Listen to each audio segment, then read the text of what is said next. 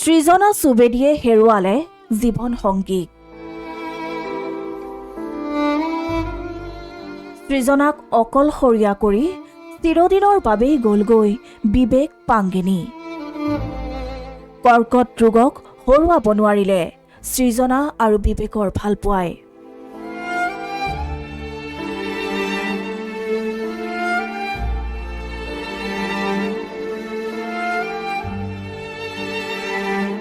সৃজনা বিবেকৰ ভালপোৱাৰ কথা সকলোৱে জানিছিল।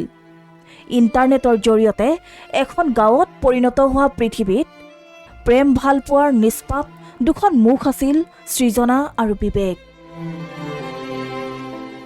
সৃজনা সুবেদী আৰু বিবেক পাংগিনী। দীৰ্ঘদিনীয়া বন্ধুত্বই প্ৰেমৰ ৰূপ লৈছিল।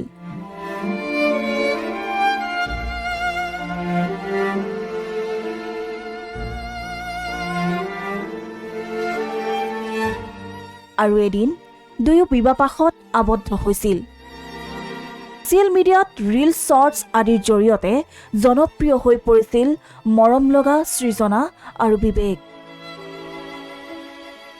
নেপালৰ বাসিন্দা দুয়ো।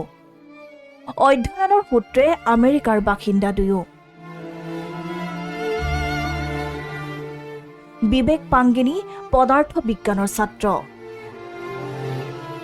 পদাৰ্থ বিজ্ঞানৰ বিষয়ক কেন্দ্ৰ কৰি গৱেষণা কৰি আছে আমেৰিকাত। বিয়াৰ পাছত উচ্চ শিক্ষিত সৃজনা সুবেদীয়েও আমেৰিকাতেই বাস কৰিবলৈ ল'লে। সকলো ঠিকেই চলিছিল, কিন্তু প্ৰায়েই মূৰৰ বিষত আক্ৰান্ত হৈছিল বিবেক। চিকিৎসকৰ কাষ চাপিছিল দুয়ো।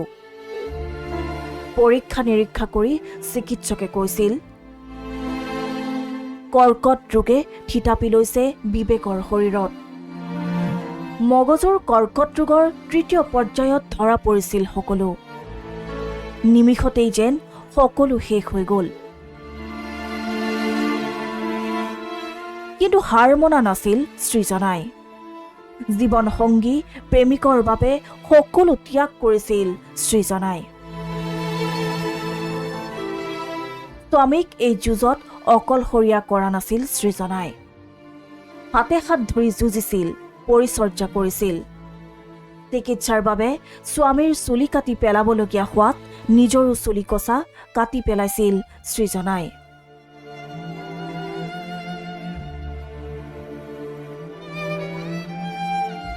কিন্তু চলিত বৰ্ষৰ 19 ডিচেম্বৰ খবৰ আহিল বিবেক পাংগিনী আৰু নাই।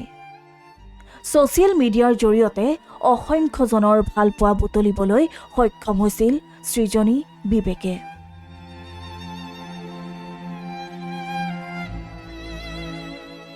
কৰ্কট ৰোগৰ বিৰুদ্ধে তেওঁৰ যুঁজখন বহুতৰে বাবে হৈ পৰিছিল প্ৰেৰণাৰ উৎস। পৰিয়ালৰ ফালৰ পৰা কোনো আনুষ্ঠানিক বিবৃতি প্ৰকাশ নকৰিলেও ইণ্টাৰনেটত এটাই চৰ্চা, সৃজনীক অকলশৰীয়া কৰি কাহানিও উভতি নহা বাটেৰে চিৰদিনৰ বাবে গ'লগৈ বিবেক। নিউজ ডেস্ক, দেশ টুডে।